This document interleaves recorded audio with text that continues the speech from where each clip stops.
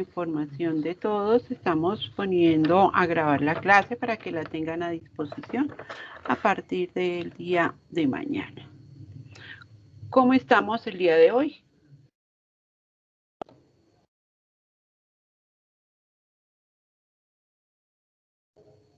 Callados.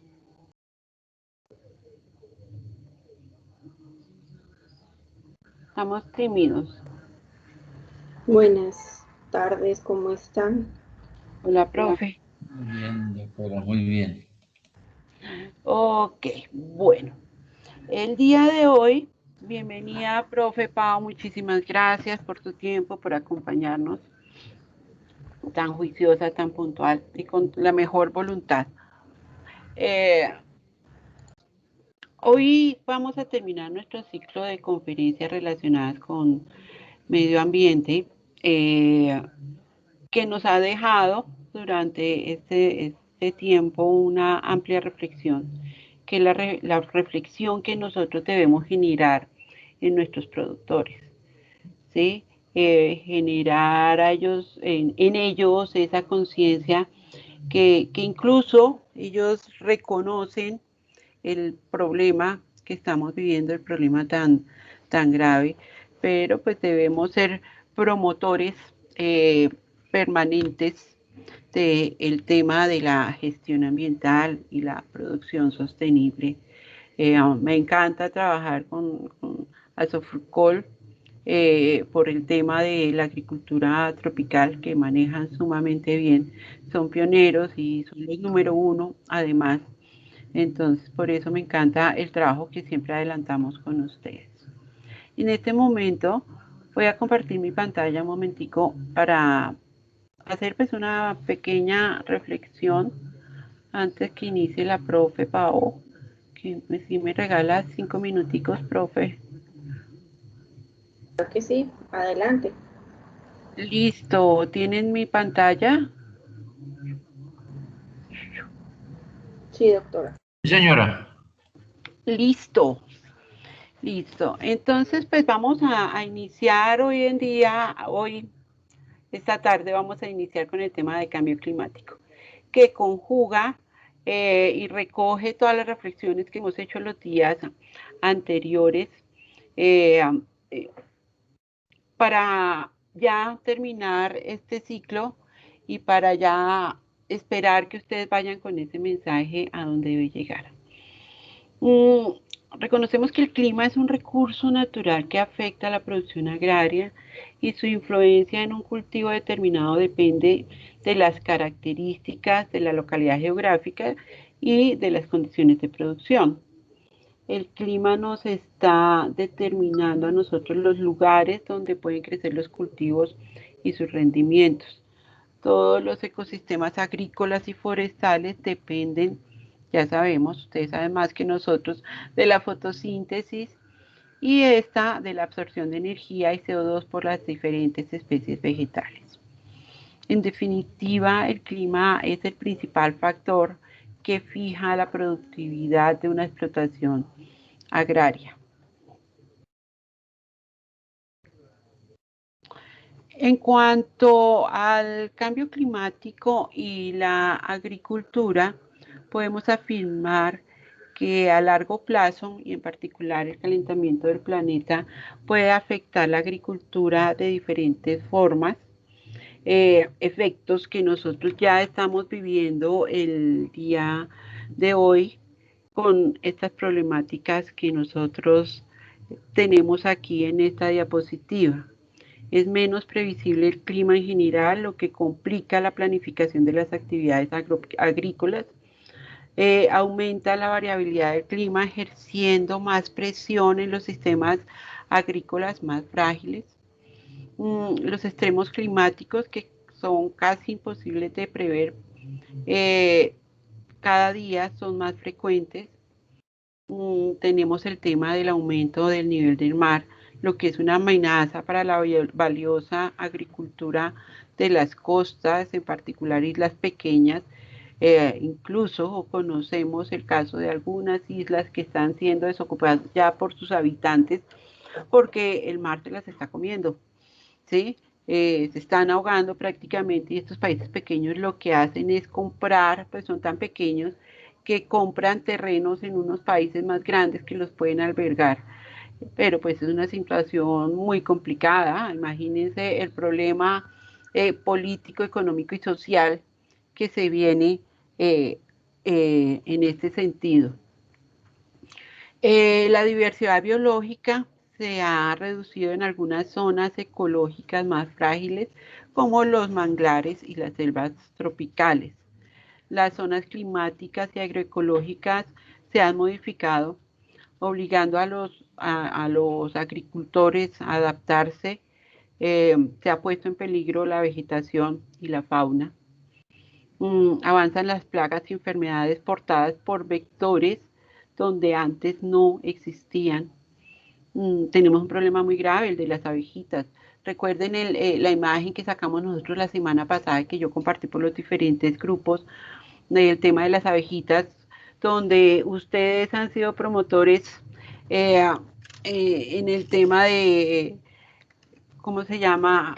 De pedir, de levantar la voz y pedir ese auxilio que tanto necesitamos, reduciendo, por ejemplo, el uso de agroquímicos, pues que son los que más han afectado a las abejitas. Estamos, estamos sin abejas y sabemos cuál es su papel tan importante en la naturaleza. Y no solo el tema de agroquímicos, el simple hecho, un grado de variación en la temperatura afecta su ciclo biológico y hace que migren o que se mueran. Listo. Entonces nosotros traemos, la profe Pau nos ha traído a nosotros un video que vamos a mirar ahorita más adelante, en donde se hace, es un video muy reciente, que es un informe periodístico que nos trae a nosotros el diario El Espectador y que queremos compartir con ustedes. Este video también lo encuentran en el aula para que lo tengan a disposición, pero nos muestra claramente cuál es la situación mundial y en nuestro país sobre todo. Bueno, entonces yo le voy a pasar la batuta a la profe Pau porque yo la vez pasada tuve problemas. A ver, dejo de compartir y prendo nuevamente la cámara. La vez pasada tuve problemas al compartir el video. Entonces, y le voy a pedir disculpas, es que como está lloviendo tanto, es posible que se nos vaya la señal y por eso procuraré tener la cámara apagada mucho tiempo. Listo, entonces, profe Pau, si quieres hacer apertura del video y contarnos de qué se trata. Bueno, buenas tardes a quienes se están vinculando en este momento a la reunión. Bueno, hoy como manifiesta la doctora Leonor, y es nuestra última sesión, hoy vamos a hablar un poco de cambio climático.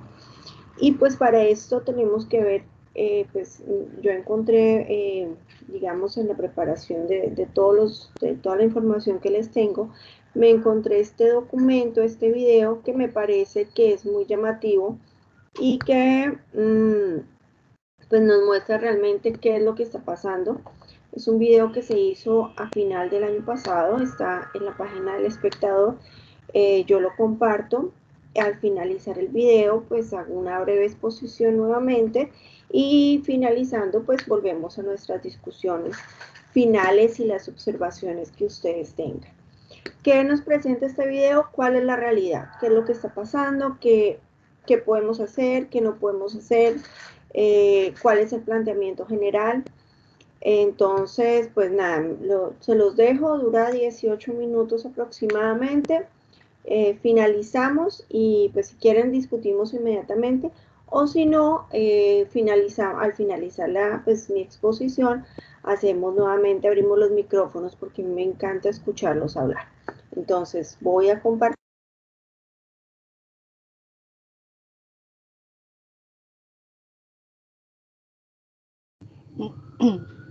No sé si se nos desconectó. Ah, no, ya va a empezar a compartir. Listo.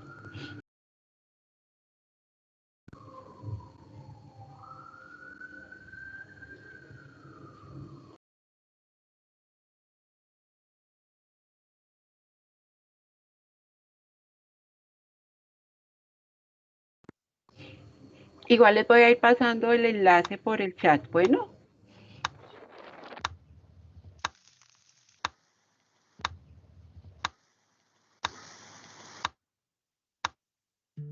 En el momento en el que este video fue publicado, quedaban menos de 7 años, 12 días, 21 horas y 59 minutos para evitar un colapso climático. El año 2020 nos dio un adelanto de cómo sería tal situación. Huracanes, ciclones, incendios e inundaciones son algunos de los desastres que dejaron grandes devastaciones desde el Ártico siberiano hasta el Pantanal brasileño. ¿Por qué deberíamos prestarle más cuidado al medio ambiente en el año 2021? El 2020 está en camino a ser uno de los 3 años más cálidos registrados en la historia. Así lo alertó la Organización Meteorológica Mundial en el Informe Provisional del Clima, en el que se evidencia que el cambio climático avanza a pasos agigantados. La temperatura media mundial de enero a octubre de 2020 fue de alrededor de 1,2 grados centígrados por encima del promedio entre 1850 y 1900. Esto también comprueba que los últimos 6 años, desde 2015, han sido los más cálidos que se hayan registrado. Las huellas del avance progresivo de la crisis climática parecen no querer dejar un espacio libre en la geografía mundial. Según el informe, las afectaciones se evidenciaron, por ejemplo, en las inundaciones del África Oriental y el Sahel, Asia Meridional, China y Vietnam. Kenia y Sudán fueron los más afectados en África, con 285 y 155 muertes registradas respectivamente, de acuerdo al reporte. Además, algunos cuerpos de agua alcanzaron niveles récord durante este año, como los ríos Níger y Nilo y el lago Victoria. También se registraron fuertes inundaciones en el sur y occidente de Asia, incluidas China, Bangladesh, Nepal y Myanmar. La India experimentó una de las 2 temporadas de monzones más húmedas desde 1994 y en Vietnam las fuertes lluvias empeoraron por una sucesión de ciclones tropicales y depresiones. Al otro lado del mapa, en Sudamérica, se registraron fuertes sequías en Argentina, Paraguay y Brasil, las cuales además potenciaron una serie de incendios forestales. Los más recordados, el del Pantanal brasileño y la Amazonía. Las imágenes se repitieron en Estados Unidos, en donde los incendios provocados por la actividad humana se acrecentaron por el calor extremo en California. Allí mismo, la temperatura alcanzó los 54,4 grados centígrados el 16 de agosto, la más alta conocida en el mundo en los últimos 80 años. La temporada de incendios, que también afectó a amplias zonas de Australia y Siberia, fue la más violenta de los últimos 18 años. 2020 también rompió récords en tormentas en el Atlántico, al sumar 30 ciclones, dentro de los que se incluyen 13 huracanes, y para los que se tuvo que usar por segunda vez en la historia el alfabeto griego, luego de acabar la lista de los 21 nombres programados. A nivel mundial, el número de ciclones tropicales también fue superior al promedio, con 96 eventos registrados hasta el 17 de noviembre. Casi todos esos desastres encuentran una de sus principales causas en el aumento de la temperatura. Sandra Vilardi, doctora en Ecología y Medio Ambiente y profesora de la Universidad de los Andes, asegura que la situación actual es el efecto acumulativo de la crisis climática. Resulta que este planeta es un planeta en donde funciona por movimientos termodinámicos. La atmósfera, el océano, los vientos cambian y se ajustan con esa regulación térmica que hay entre los polos, los océanos y la zona de los trópicos. En la medida que se ha aumentado el calor en la atmósfera y en los océanos, el calor lo que hace es acelerar los procesos. Acelera el derretimiento de los polos, acelera la intensidad de los vientos y lo que estamos teniendo es que el clima se vuelve más inestable. La bióloga considera que a esto hay que añadirle la retroalimentación que la crisis tiene con la pérdida de la biodiversidad, pues es a través de ella que se gestiona la energía. Por ejemplo, los árboles son unos grandes captadores de carbono, son grandes reguladores térmicos y de agua. En la medida en que hemos deforestado áreas cada vez más amplias, por ejemplo, la Amazonía, estamos perdiendo también capacidad de regulación de fenómenos climáticos y termodinámicos, y esto acrecienta la crisis. Los ecosistemas que más se han visto afectados son los océanos, los cuales cubren la mayor parte del planeta con una superficie de 361 millones de kilómetros de los 510,1 millones que tiene la Tierra. No en vano lo llamamos el planeta azul. ¿Pero por qué se ven afectados los océanos? Giovanni Pavón, consultor en energías renovables y cambio climático, dice que la clave está en la absorción del CO2 producido por los combustibles fósiles. Lo que pasa es que cuando comenzamos a quemar más combustibles fósiles y a quemar y a tener incrementar estas actividades, por ejemplo las agrícolas y las ganaderas, tenemos una mayor cantidad de CO2 en la atmósfera. Ese CO2 tiene que ser absorbido de nuevo por esos ecosistemas y cuando estos cuerpos de agua como el mar comienzan a absorber más CO2, comienzan a generar unos procesos de acidificación del mar, es decir, cambia el componente del pH del agua. Esa pequeña alteración hace que todo el ecosistema dentro del mar empiece a cambiar. Una de las consecuencias de esa acidificación, por ejemplo, es el blanqueamiento de los corales. Según el Programa de la ONU para el Medio Ambiente, la mitad de los corales del planeta ha muerto en las últimas 3 décadas. Además, muchos organismos marinos han desarrollado su vida basados en el carbonato de calcio, y cuando el agua se vuelve más ácida, esas estructuras de carbono se empiezan a desintegrar. Pero, adicionalmente, los mares se vuelven más turbulentos, ya que esa relación entre aire caliente y mares calientes generan ciclones y huracanes, como los que vimos en este 2020, más de 20 huracanes categoría 4 y 5. Y con todo esto, los sectores económicos como la pesca y el turismo también se ven afectados. Entonces, realmente, entender que el océano está sufriendo es entender que el planeta entero está sufriendo porque es la parte mayoritaria de este planeta. A veces nosotros desde las zonas más altas de los Andes estamos muy desconectados del océano, pero las lluvias, el oxígeno que estamos consumiendo, todo esto está profundamente ligado con los océanos.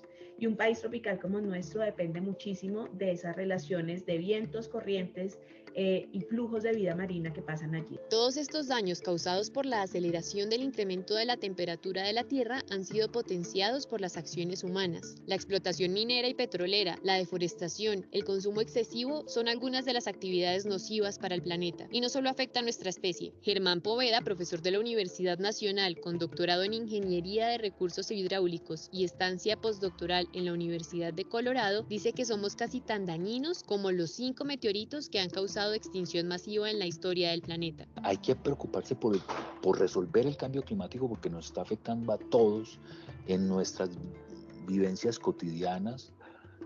Nos está mostrando que la impronta que está dejando el ser humano sobre el planeta es muy destructiva, porque además del cambio climático estamos causando la 6ª gran extinción masiva de especies vivas por sobrepesca, por sobrecaza, por deforestación, porque estamos adentrándonos cada vez más en los ecosistemas de los animales silvestres. Entonces estamos siendo tan destructivos como lo fueron 5 meteoritos en la historia geológica de la Tierra. Es decir, la 6ª gran extinción masiva de especies la estamos causando los humanos. Para desescalar el cambio climático, coinciden él y Pavón, hay que promover medidas de mitigación y de adaptación que vayan desde la transformación de los modelos de desarrollo a nivel global hasta las acciones individuales de cada uno de nosotros. Sin duda, en ese proceso son fundamentales las decisiones que toman los líderes de cada país, quienes realmente tienen la capacidad de influir sobre todos los sectores. Y las políticas, en mayor o menor medida, deben ir dirigidas tanto para los grandes gremios empresariales como para los pequeños productores agrícolas en cada territorio. Los consumidores debemos hacer un ajuste y un cambio consciente, pero efectivamente si eso no va acompañado de estímulos para que las empresas y los productores se transformen, pues estamos haciendo solamente una parte de la tarea.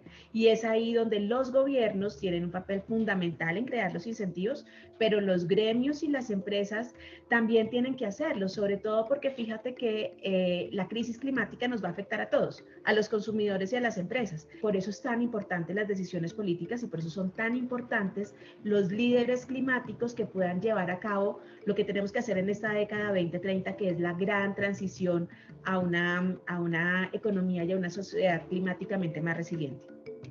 A esta meta, ya establecida en años anteriores, se le sumaron en el año 2020 un par de problemas: la recesión económica que produjo la pandemia y la necesidad de reactivación económica. Los líderes mundiales tienen que lograr que esa reactivación se genere sin aumentar las emisiones de carbono.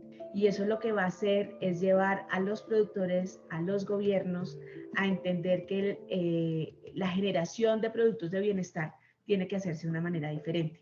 Aquí el tema es que hay unos límites de funcionamiento del planeta que ya están transgredidos y que nos están poniendo en un espacio de inseguridad a toda la sociedad. En este marco, el Acuerdo de París ha sido clave para que los países planteen soluciones para reducir las emisiones de gases de efecto invernadero. Una de esas es reemplazar los combustibles fósiles por energías renovables. Bóveda considera que, sumado a ello, poco a poco empiezan a verse esfuerzos de algunos países. Las promesas que hizo la China esta semana de reducir o de volverse carbono neutral para el 2060 es una cosa seria, que China, cuando se plantea una cosa, es en serio.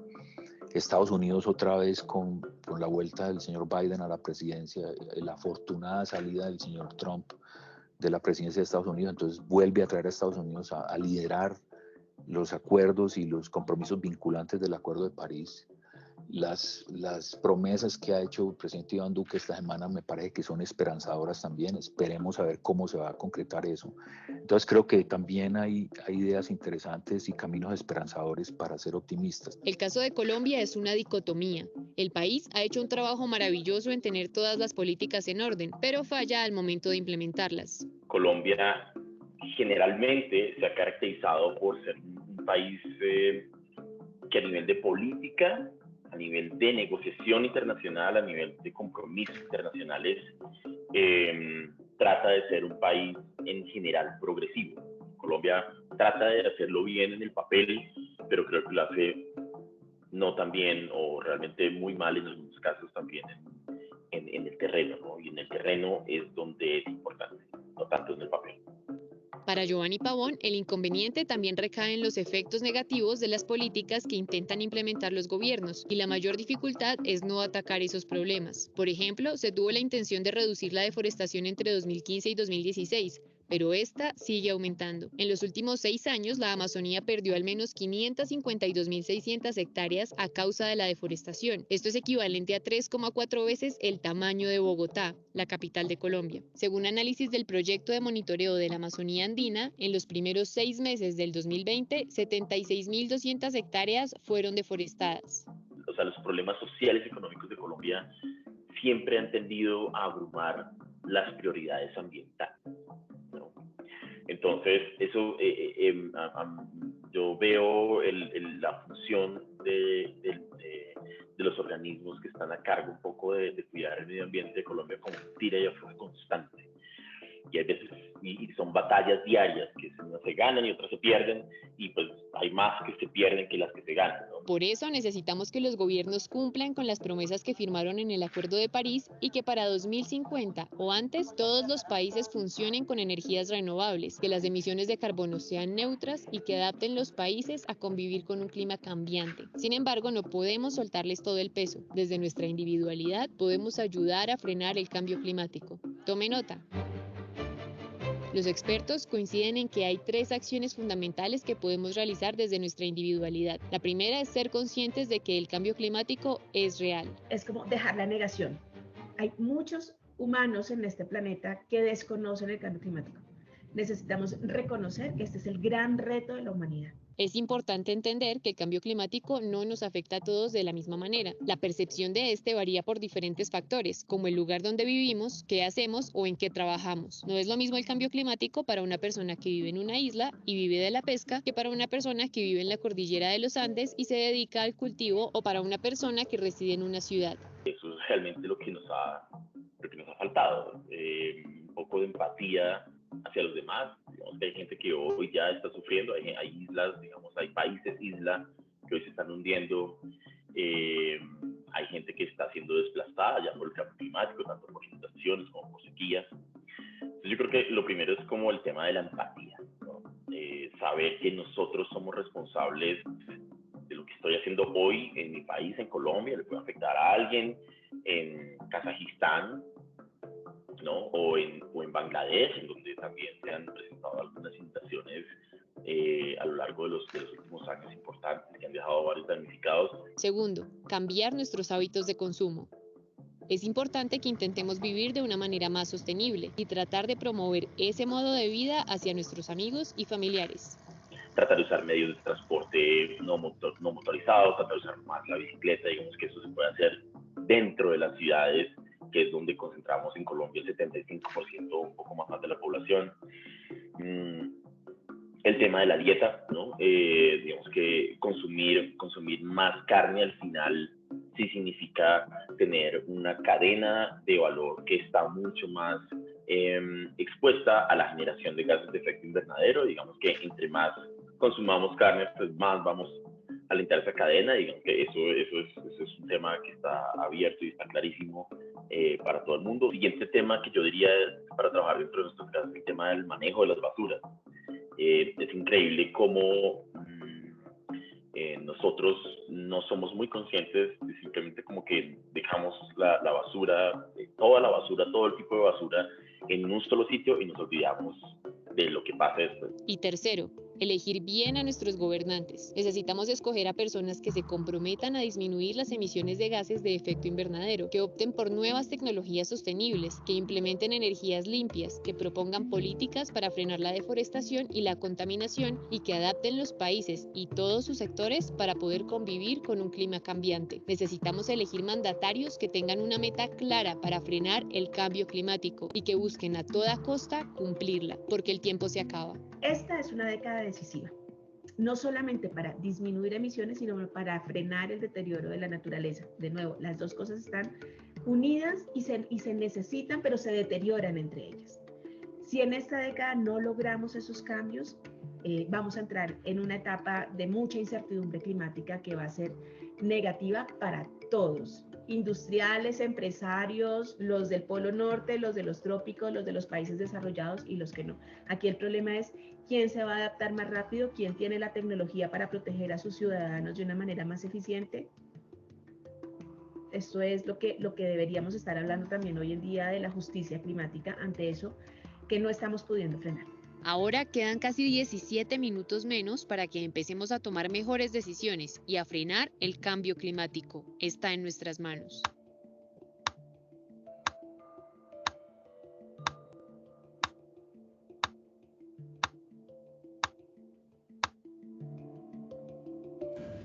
Súper, profe, muchísimas gracias. Un video más que nos aporta a la reflexión que hemos venido trabajando estos días. Muchísimas gracias. Bueno, ahí vemos una realidad y vemos opiniones de expertos, pero creo que durante estos 2 días anteriores hemos venido hablando de esto y hemos venido planteando que realmente qué está pasando y qué hacemos nosotros y cómo nos vemos afectados de una forma u otra. Ahí nos hablaban de un reloj, ¿cierto? Ese reloj existe y ese reloj está, digamos, hay un conteo que se está haciendo, perdónenme un segundo, que me abre esto 1000 cosas al tiempo. Ahora se me perdió, aquí está. Es este reloj está ubicado fue puesto inicialmente en Nueva York, también hay uno en Berlín, hay uno en Glasgow y hay uno en Pasto, Nariño, Colombia. ¿Qué nos muestra este reloj? Estos indicadores, ahí nos hablaban algo de 7 años, tantos días, tantas horas. Ahora nos faltan 6 años, 204 días y 12 horas, 25 minutos, 54, 53, 52, 51, 50. ¿Para qué? Para agotar nuestro presupuesto en carbono. Esto está básicamente medido a 2030. Que a esto no debería, en ese momento, eso no debe ser el momento en que ya en teoría no deberíamos estar gastando nada de carbono. Bueno, en fin, eso tiene toda una medición. El segundo número es el que nos habla de el punto en donde deberíamos estar trabajando las energías renovables. Este porcentaje debería llegar al 100%. Yo iniciar estos módulos hace 2 semanas, doctora Leonor, si no estoy mal, y estaba en ese punto, estaba en un 27%. Quiere decir que estamos retrocediendo. Este porcentaje debería llegar al 100%. en el uso de energías limpias y que es, digamos, lo que se quiere lograr en un punto determinado. Sin embargo, tristemente, en estos temas, en lugar de ir avanzando, vamos echando para atrás y eso se ve en este punto también. De igual manera, antes de continuar la charla, quería mostrarles algo de lo que hablaba la doctora Leonor de las islas que están siendo abandonadas por el cambio climático. Estas islas, esta es una isla que queda en el atolón del Pacífico, la cual está siendo, si ustedes ven, está siendo, podemos decirlo, pues aquí dicen que engullida o afectada por el cambio climático en este punto porque el nivel del agua ha subido considerablemente. Entonces, en este punto las personas que allí habitan han decidido ir abandonando su territorio. Hablan un poco de que tenían el agua como una aliada y finalmente es una enemiga que ha generado que las personas emigren de allí porque consideran que esta situación no va a mejorar. Entonces, esto es una verdad, es una realidad, tenemos que entenderlo, que nosotros consideramos que a veces no, que eso no nos va a afectar, que eso no nos va a hacer daño, y resulta que todo esto nos va a afectar y nos va a hacer daño. Tenemos que tener en cuenta que nos lo plantean ahí una de las investigadoras, lo que yo haga aquí en Colombia va a afectar a todo el mundo, no me va a afectar a mí, no me va a afectar a mis vecinos, no, va a afectar a todo el mundo. ¿Me confirman si ven la pantalla, por favor? Sí, señora, sí se ve. Listo. Entonces hoy llegamos aquí a nuestro tema final, que es cambio climático. ¿En dónde estamos? ¿En dónde estamos parados? Nuevamente me apoyo en las imágenes de Azofurcol, que me parecen bellísimas, esa página me ha gustado. Entonces aquí vemos en dónde estamos. Nos estamos quedando cortos, en algunos casos estamos retrocediendo. El mundo no puede mantener nuestra tasa de uso y abuso para siempre. Y es imperativo que aceptemos los cambios en los estilos de vida y los medios de vida necesarios para lograr los objetivos de 2030. Esto fue planteado hace 3 semanas, en mayo, por la Secretaría Ejecutiva del Convenio sobre la Diversidad Biológica. Realmente, las últimas mediciones que se han hecho a nivel global son desalentadoras. Se está perdiendo gran parte de las capas y de las cortezas, de las capas de hielo de los polos, eso nos afecta. Todo esto nos está generando muchísimos cambios. Vemos cómo el clima ya es loco, ya no tenemos, digamos, certeza de lo que va a pasar porque ya no hay una medición o algo, o unos lineamientos que nos digan va a llover durante estos periodos, va a llover tanto o va a llover menos, y menos tenemos planes de contingencia para eso. Entonces tenemos que ver cómo manejar eso. Entonces, ¿qué es el cambio climático? De acuerdo a la Convención Marco de las Naciones Unidas sobre Cambio Climático, se entiende como un cambio de clima atribuido directo o indirectamente a la actividad humana que altera la composición de la atmósfera mundial y que se suma a la variabilidad natural del clima observado durante periodos de tiempo comparable. Han hecho estudios en diferentes lugares de cómo era el clima hace 10, 20, 30, 50 años y cómo es ahora. Entonces, eso es el cambio climático, cómo se está viendo afectado. Es la alteración de las condiciones predominantes, los procesos externos tales como la variación de la radiación solar, variaciones de los parámetros orbitales de la Tierra, pues hablan de la excentricidad, la inclinación del eje de la Tierra respecto a la elíptica, los movimientos de la corteza terrestre y la actividad volcánica son factores que tienen gran importancia en el cambio climático. Todo esto, es decir, eso no es solamente porque nosotros, no es solo que nos afecte lo que veamos visiblemente, es decir, no solo porque veamos las inundaciones o no solo porque veamos zonas desérticas, sino también porque hablan de que la actividad volcánica en algunos sectores, en algunos lugares, se ha hecho más predominante. También los temblores y todo eso. No quiere decir que lleguemos a un punto de decir que podamos predecir un temblor, pero sí se está generando por muchas condiciones, porque la tierra, digamos, las placas se van resecando, entonces van buscando cómo acomodarse y cómo pegarse. Bueno, en fin, eso tiene todas unas explicaciones geológicas, pero se han encontrado estudios donde sí se han dado cuenta que se ha acrecentado la actividad telúrica a raíz de esto. Entonces todo esto nos llega a hablar un poco de lo que es el efecto invernadero. Es un fenómeno natural que permite a nuestro planeta mantener las condiciones necesarias para albergar vida. Es decir, el efecto invernadero no es malo, lo tenemos que tener porque la atmósfera captura los rayos solares que llegan a la corteza terrestre, manteniéndolos dentro para conseguir esa temperatura media que tenemos a nivel global.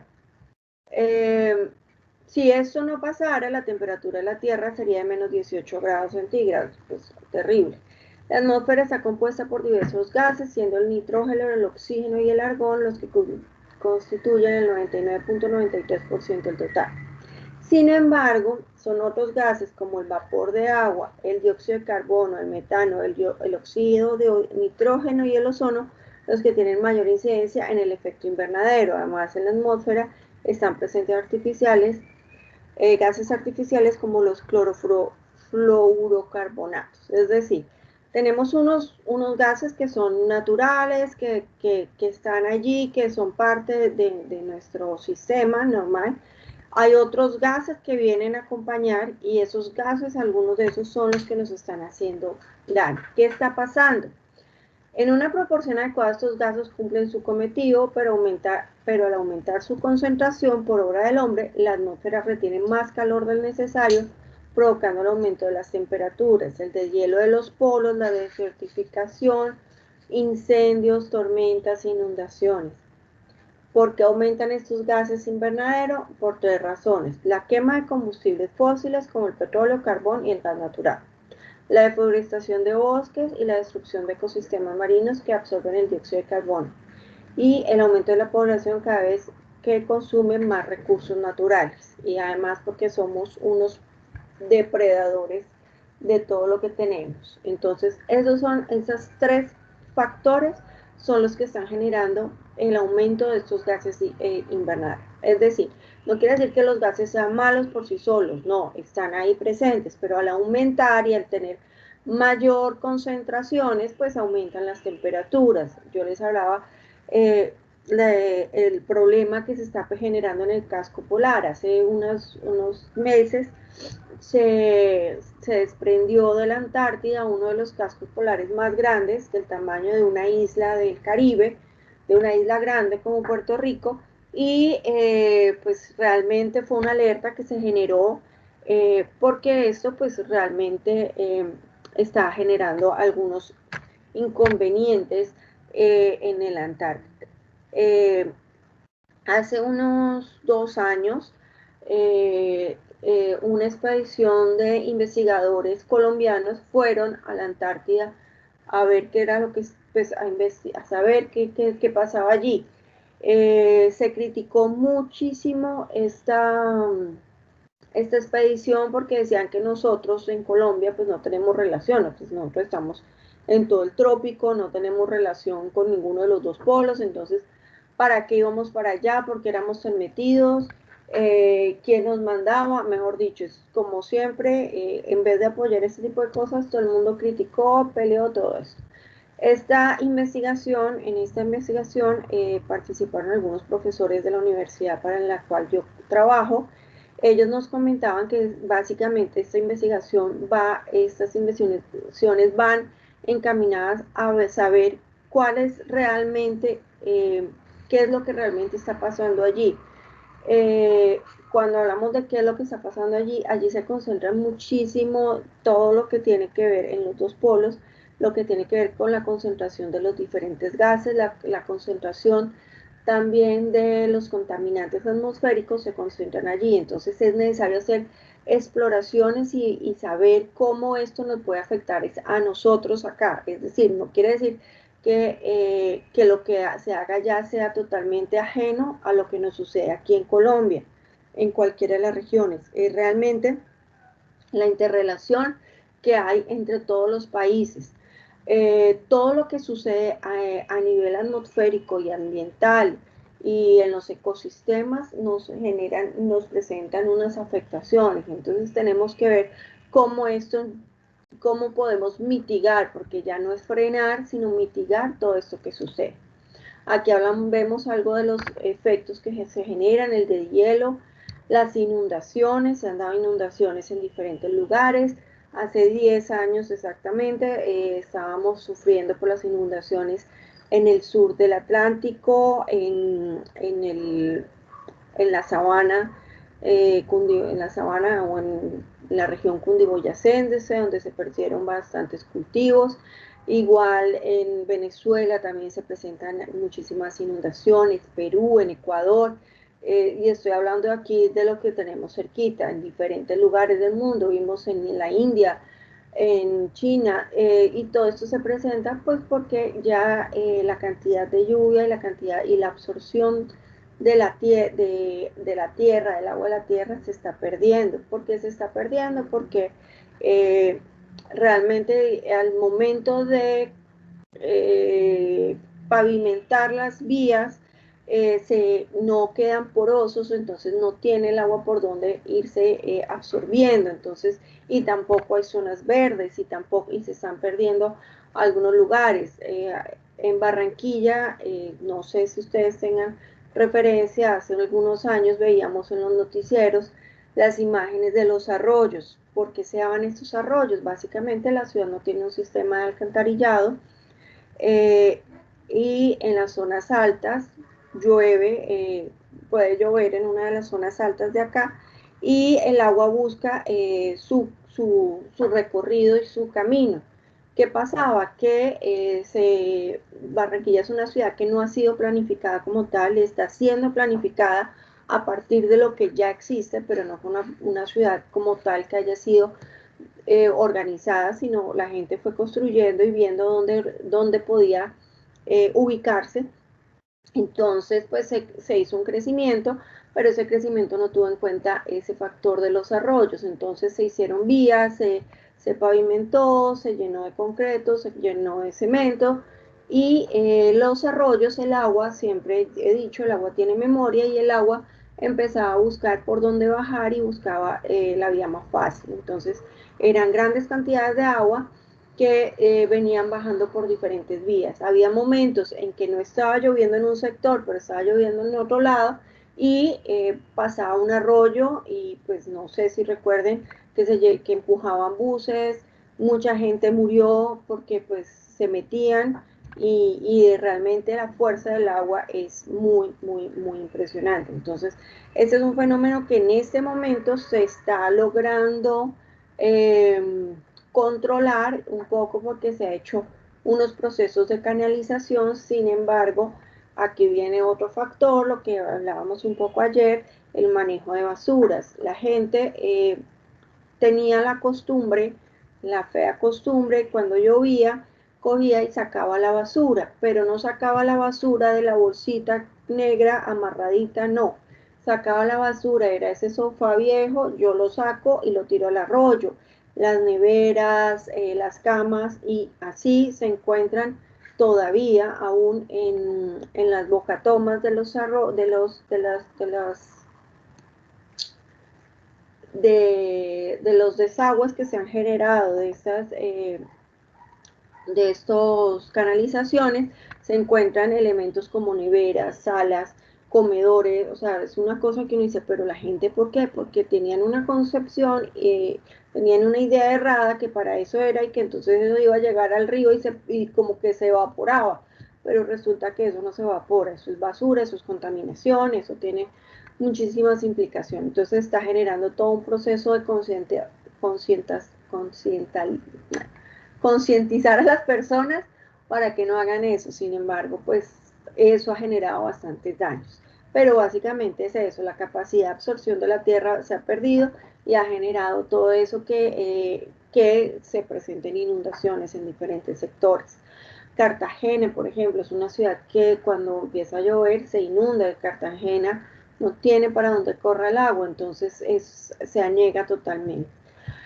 Y la contaminación atmosférica que causa enfermedades, que también es no solamente enfermedades pulmonares, sino también enfermedades de la piel, porque pues estos contaminantes que nosotros no nos damos cuenta se van depositando poco a poco y cuando menos nos damos cuenta pues estamos generando, se nos ha generado algún tipo de enfermedad debido a esto, algunas alergias, también enfermedades de tipo gastrointestinal y todo eso, enfermedades de los ojos, oculares.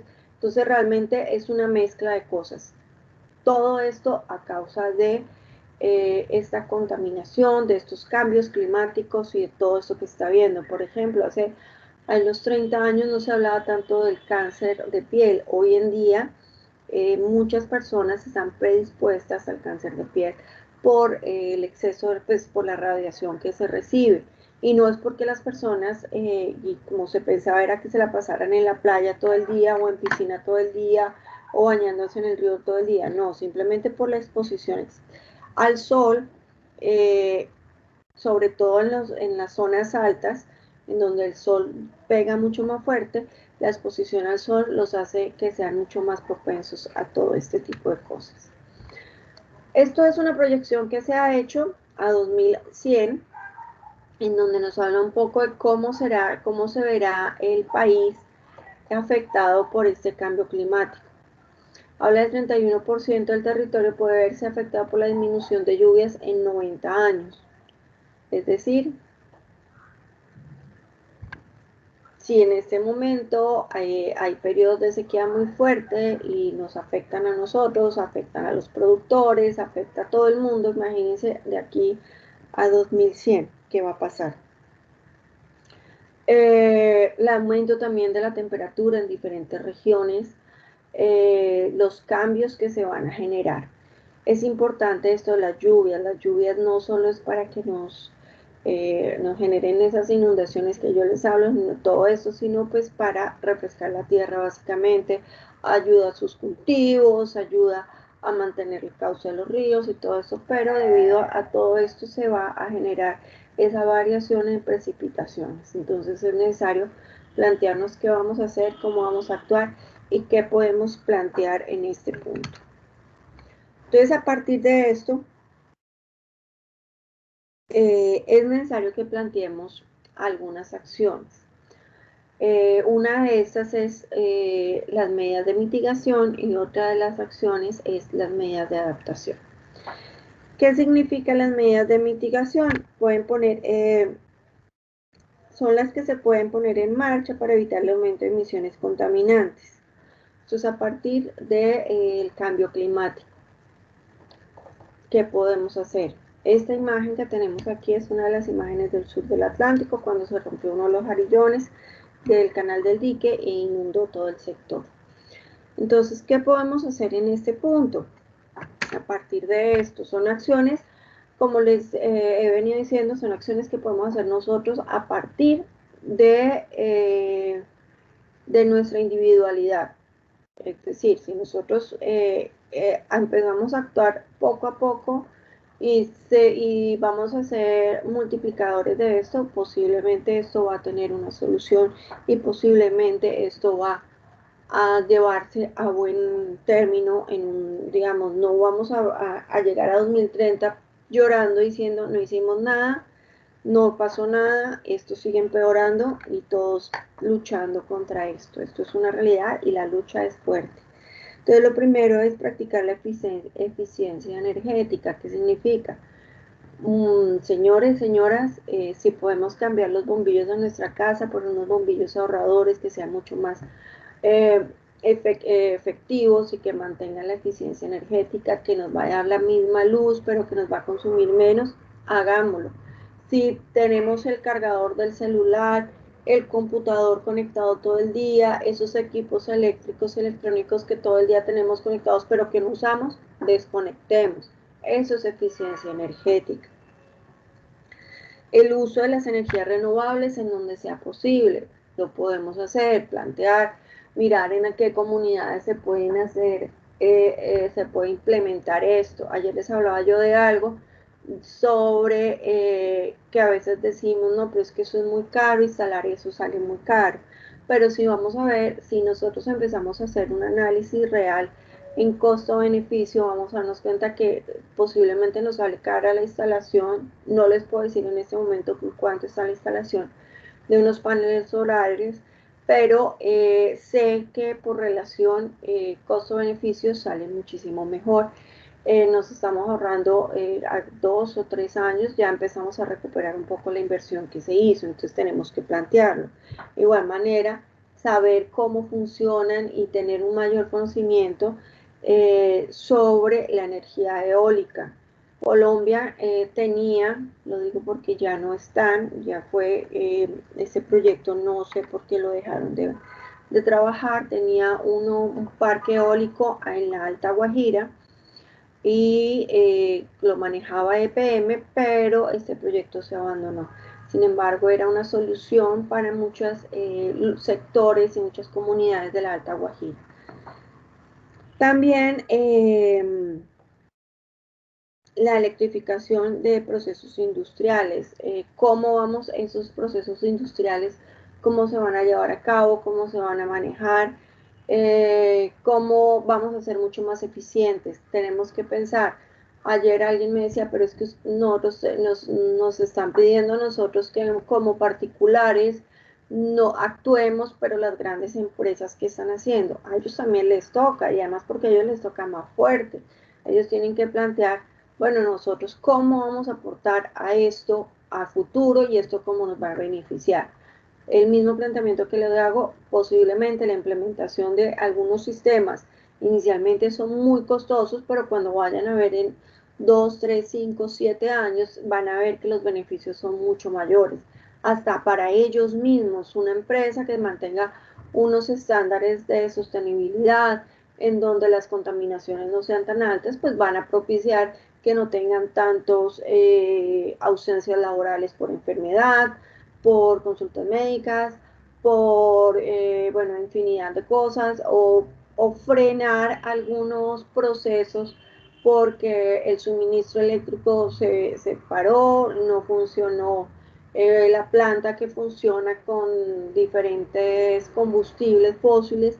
Entonces, tener unas fuentes de energía alternativas, tener una producción mucho más limpia, el agua, por ejemplo, van a tener menos inconvenientes con las comunidades circundantes porque no van a tener que responder, por decirlo así, por las personas que se enferman a causa de la gestión de la empresa. Entonces, es que las personas y que estas empresas, las empresas, créanme que ya están siendo educadas, las empresas al tener que manejar me acaba la palabra, instaurar la ISO 14001, ellos tienen que tener en cuenta todos estos factores y se están dando cuenta, oiga, sí, posiblemente ya hay empresas que lo han venido adoptando mucho tiempo atrás, entonces se han dado cuenta que sí es eficiente esto. Entonces no es solamente para nosotros, sino también para las empresas.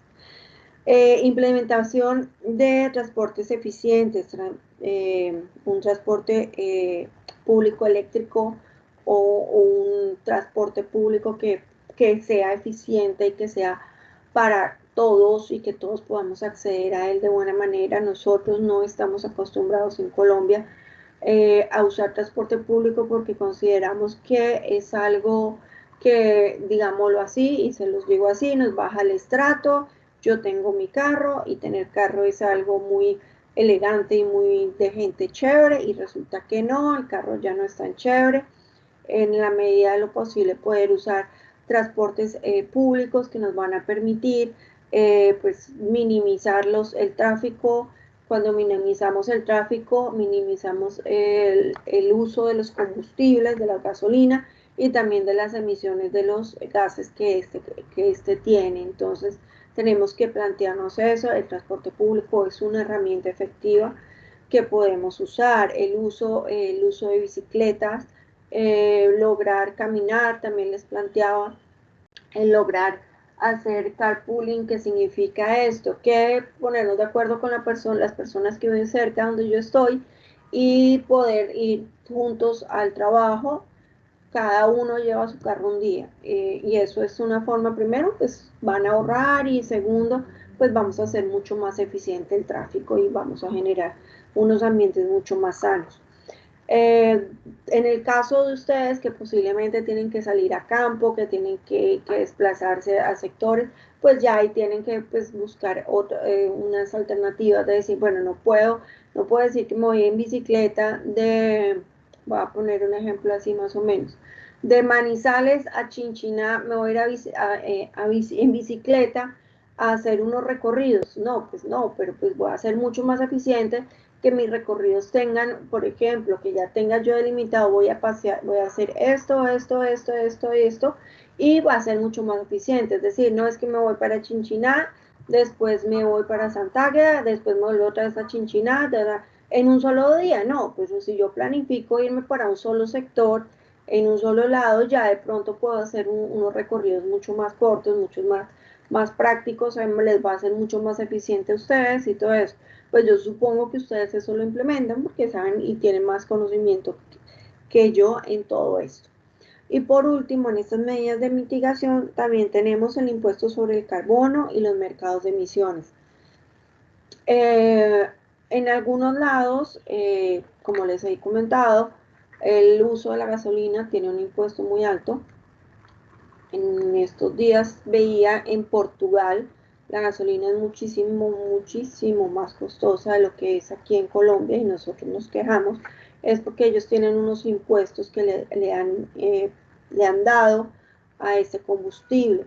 Lo mismo cuando vamos a tomar un avión y nos piden, lo compramos por internet y nos piden esto. Va a pagar un impuesto adicional por el uso, por las emisiones que genera el avión. Pues muchos decimos que no, y en eso me incluyo yo, y no es un impuesto ni tan caro, son como 5.000 o 6.000 pesos, pero la idea es que este impuesto en un momento va a ser obligatorio, no nos van a preguntar, ¿usted va a pagar esto porque se va a montar el avión? No, le van a decir, señor, su tiquete que costaba 105.000 pesos, hoy va a costar 110 o 115.000 pesos porque se está pagando un impuesto. ¿Para qué va ese impuesto? Básicamente para hacer procesos de reforestación, para hacer algunos trabajos con comunidades vulnerables y todo eso. Este impuesto tiene una connotación y tiene unos usos que deben ser reglamentados por los diferentes gobiernos. No sé si van en este momento, no les puedo decir si se está implementando en Colombia. Sé del impuesto que nos cobran en los aviones, y ellos tienen, las diferentes aerolíneas tienen unos programas de reforestación, pero ya no sé si a nivel gubernamental tengan estipulado alguna cosa más organizada, por decirlo así.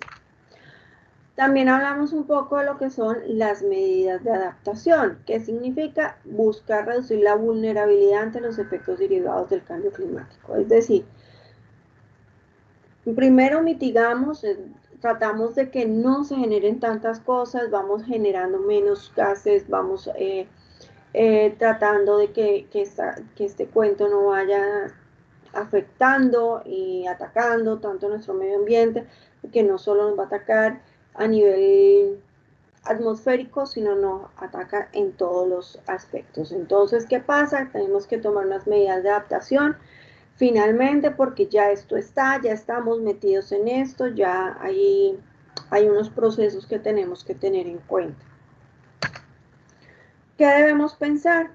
En primer lugar, construcciones e instalaciones de infraestructuras más seguras. ¿Qué significa eso?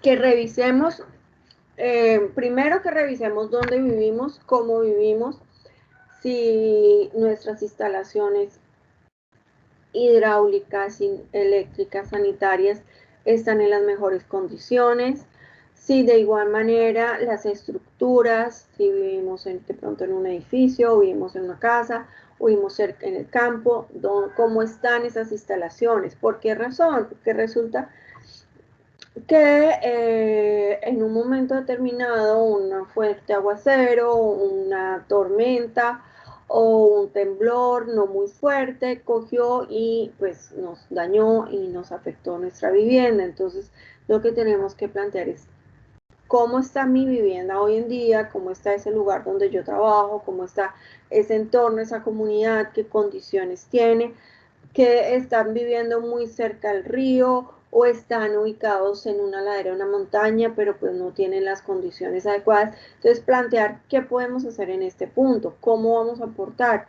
Señores, busquemos un ladito donde podamos movernos, o señores, hagamos algunos tipos de reparaciones locativas, o en los edificios nuevos, cómo se están haciendo estos edificios y estas viviendas nuevas, qué tipo de implementación se está haciendo sostenible en este tipo de edificaciones, cómo va a ser digamos, la incidencia de la luz, la incidencia de las brisas, la incidencia del sol, en los climas fríos, por ejemplo, si tienen una capacidad de captación térmica adecuada para que los lugares no sean tan fríos, sino que el poco o mínimo sol que reciban puedan generar unos espacios mucho más adecuados y evitar, como aquí en el Caribe, evitar los aires acondicionados, evitar los calefactores, evitar todo esto. Los sistemas de recolección de agua, por ejemplo, se pueden instalar, cómo los podemos usar. Esto ya es un tema y muy investigado de cómo podemos trabajar todo esto. En segundo lugar, hablamos de la restauración paisajística, natural, reforestación de bosques. ¿Qué está pasando? ¿Cuáles son esos sectores que se están perdiendo? Por diferentes factores, porque van a ser procesos de ganadería o porque simplemente decidimos irnos a vivir al campo y vamos a tumbar el monte. Cuando yo hablo de un monte, cuando consideramos que eso, pero pues realmente cómo se está haciendo. Entonces, sí, listo, yo voy a hacer mi casa campestre, tengo todo mi derecho, yo estoy en todo mi derecho a hacerlo, pero ¿cómo voy a hacer eso y cómo eso voy a beneficiar a mi entorno, a mi fauna, a mi flora, todo lo que tengo al lado, todo mi ecosistema que tengo al lado? Entonces tengo que ver cómo es eso. En estos días también escuché algo muy bonito que decía que era mucho más rica la sombra de un árbol que la sombra de un edificio. Entonces, pensar en eso. Las ciudades se están perdiendo sus zonas verdes, sus parques. Hacen unos parques magníficos y los llenan de grama sintética. Sí, los parques sí, para usarlos muy interesantes, todo eso, pero el pastico hace falta, la tierra hace falta, los arbolitos de verdad hacen falta, la flora nativa hace falta. Entonces, pensar qué se está haciendo y cómo se está trabajando.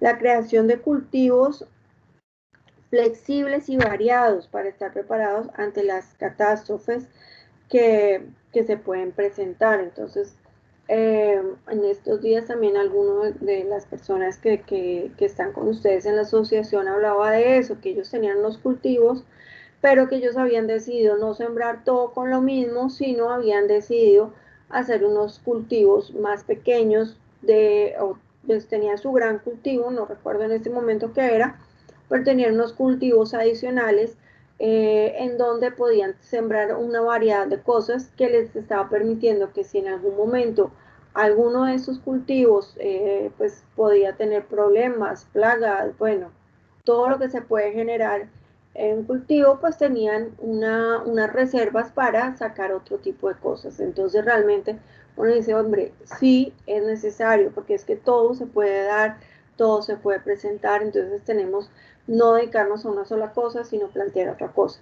Ahí están ustedes, pues ustedes son los que saben más de eso y pueden plantear y decirle a la persona, mire, esto está muy bien, eso que usted siembra y ha sembrado durante su familia durante los últimos 300 años está magnífico, pero veamos qué otras alternativas tenemos en caso de que suceda alguna cosa y no podamos hacer recogida de esto, o no podamos tener esto a la mano o se presenta una tragedia. Entonces, ¿qué podemos tener y cómo podemos solucionar en ese caso? De igual manera, investigación sobre el desarrollo de posibles catástrofes, comportamientos de la temperatura y todo esto. ¿Cuáles son esas posibles catástrofes? Inundaciones, incendios, deforestación, una deforestación muy alta que impida y que genere unos procesos que no permita que sea habitable un lugar, por ejemplo. Entonces, ¿cómo eso va a afectar? ¿Cómo vamos a investigar que en X sector, cuando llueve mucho, vamos a trabajar y vamos a aprovechar esto y vamos a evitar que las personas se inunden? Entonces, hablamos de las diferentes tipologías de vivienda que pueden aportar, hablamos de esa montaña pequeña que está mucho más cerca, no es una super ladera, nada, pero vemos qué posibilidad hay de plantear poder trasladarnos allí, porque nos damos cuenta que en la parte del valle es mucho más complicado evitar que se inunden los lugares. Entonces tenemos que ver como todo eso. Ayer hablábamos de lo de las quemas se pueden controlar, pero hay un momento, posiblemente hacen unas brisas muy fuertes y eso sucede con mucha frecuencia en Estados Unidos, en el sector de California. Los muchachos prenden fogatas y bueno, hacen las fogatas, esto, lo otro, y debido al excesivo calor y a las brisas fuertes, pues cuando nos damos cuenta se ha quemado casi un poco de colinas y vemos las tragedias que allí se presentan. Y finalmente tenemos que tener en cuenta unas medidas de prevención, precaución, cuáles son los planes de evacuación, qué personas manejan primeros auxilios en las comunidades, ya sea las comunidades rurales como las comunidades urbanas. En este momento estamos volviendo a vivir en las ciudades, en comunidades, en edificios, en unidades residenciales. Entonces, ¿cómo son los planes de evacuación que hay allí? ¿Qué hacemos ante estos riesgos que se generan? ¿Cómo actuamos? ¿Qué persona, por ejemplo, sabe de primeros auxilios? ¿Qué persona puede ser la persona que sea un poco más serena y pueda dirigir un proceso de evacuación? Estos son procesos que nosotros tenemos que, digamos, dentro de las administraciones de nuestras unidades, dentro de las administraciones de nuestros conjuntos o en las comunidades que digamos en comunidades rurales. Entonces, ¿quién es el líder? Entonces, con el líder hablar y decirle, venga, ¿qué vamos a hacer si esto se presenta? ¿Cómo vamos a actuar? ¿Cuáles son los números de emergencia? Tener los teléfonos de las personas que puedan aportarnos un poco en todos estos casos. Todo esto es importante y todo esto hace parte de las medidas de adaptación que tenemos que tener en cuenta. Y aquí venimos a hablar un poco de la afectación de todo esto, este cambio climático, en la biodiversidad. La biodiversidad depende de los sistemas de producción de alimentos, la nutrición y la salud de los seres humanos, porque este es un tema de interés para todos, teniendo en cuenta que es la base de la existencia de la vida misma. Colombia ocupa el primer lugar en especies de aves y orquídeas, el segundo país en el mundo con mayor riqueza de plantas, anfibios, mariposas y peces de agua dulce. Además, la tercera posición, el número de palmas y reptiles, y en cuarto lugar en mamíferos. Es decir, nosotros somos unos duros, nosotros tenemos un paraíso, nosotros vivimos en un lugar mágico e ideal. ¿Qué está pasando? ¿Cómo lo estamos cuidando? ¿Qué tenemos allí, ¿cómo podemos trabajar esto? Aquí hablamos de nuestras abejas. Yo creo que todos nos tenemos que volver defensores en un punto de estos polinizadores, porque los cambios de temperatura afectan la distribución, el tamaño y la estructura y la abundancia de las poblaciones de algunas especies. Específicamente, el cambio climático y sus efectos en la biodiversidad habla con evidencia científica de cómo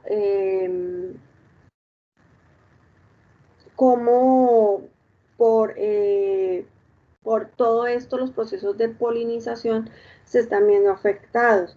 Pues ustedes saben, el proceso de la naturaleza de la polinización permite que la naturaleza se genere el proceso de germinación, de aparición de nuevos frutos y semillas.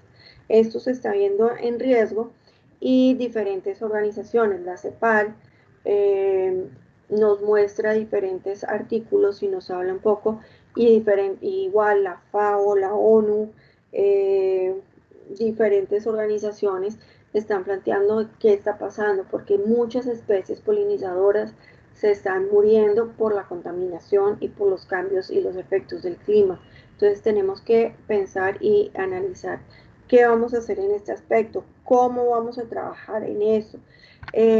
La polinización es vital para la producción de alimentos y los medios de vida de los seres humanos, vincula directamente a los ecosistemas silvestres y la producción de sistemas agrícolas.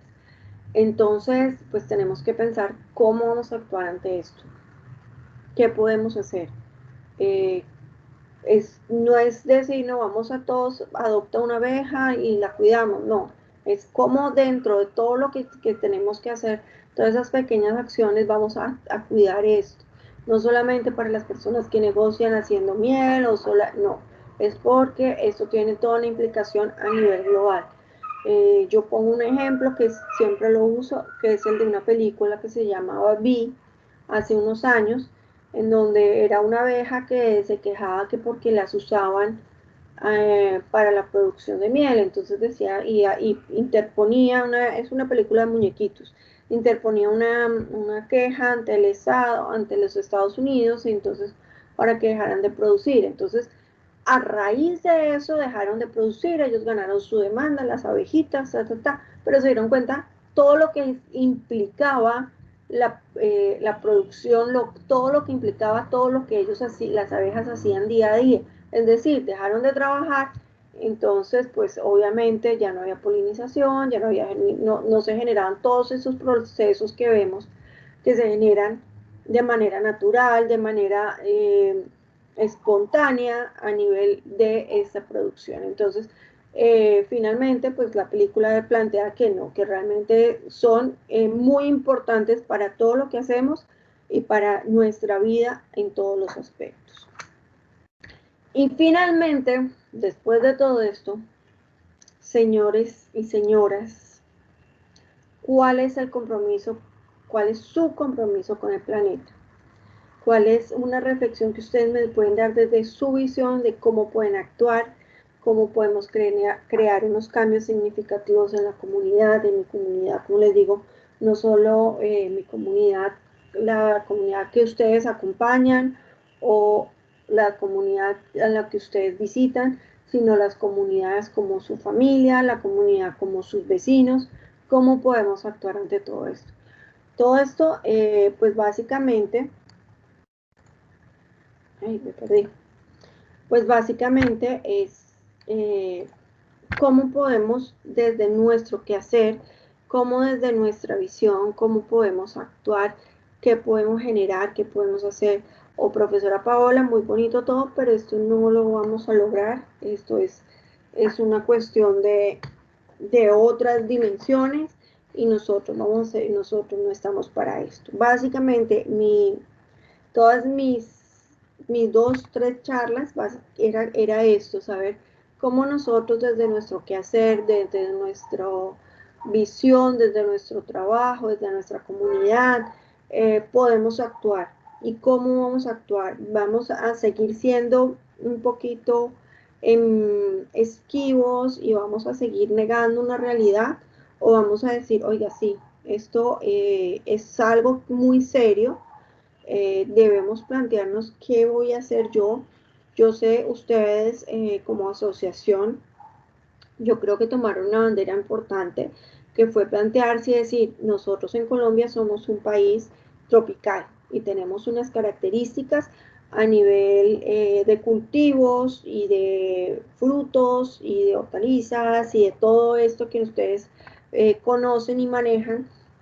¿Qué vamos a hacer? ¿Cómo vamos a actuar? ¿Cómo vamos a darle esa participación? ¿Cómo desde esto vamos a participar en este cambio? Y ustedes lo hicieron, lo están haciendo, entonces, y están aquí para básicamente seguir aprendiendo y seguir replicando esta información. Entonces, abrimos los micrófonos, como dice la doctora Leonor, y pues quiero escucharlos, quiero conocer su visión, quiero que me planteen y me digan, mire, doctora Paola, ¿podemos hacer esto o no, no hagamos nada y esperemos a 2030?